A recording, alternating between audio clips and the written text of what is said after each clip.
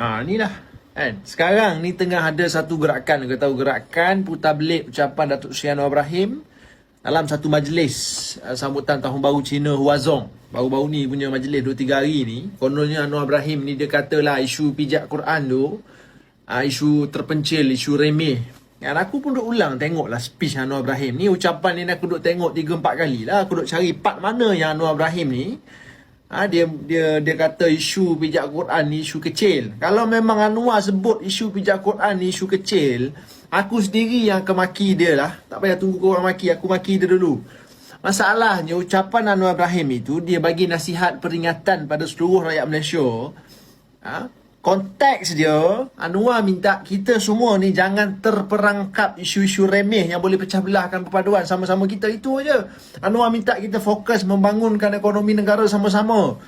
Tak ada langsung Anwar Ibrahim dia sebut ataupun kaitkan ucapan dia itu dengan kes student UMP pijak Quran itu. Tak ada langsung.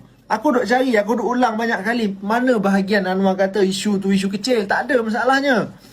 Kan aku pun tak faham kau duk kata kerajaan tak tegas, kerajaan melindungi orang tu, kerajaan berlembut lah, kerajaan tak ambil tindakan tegas lah, apa benda lah. Kau nak suruh kerajaan buat apa sebenarnya? Mamat itu, Mamat yang pijak Quran itu, hari ni dia buat naik gambar di pijak Quran, tak sampai 24 jam polis dah pergi angkut dia dah. Dia buat naik gambar tak sampai 24 jam, dia buat naik pagi, malam dah kena tangkap lah.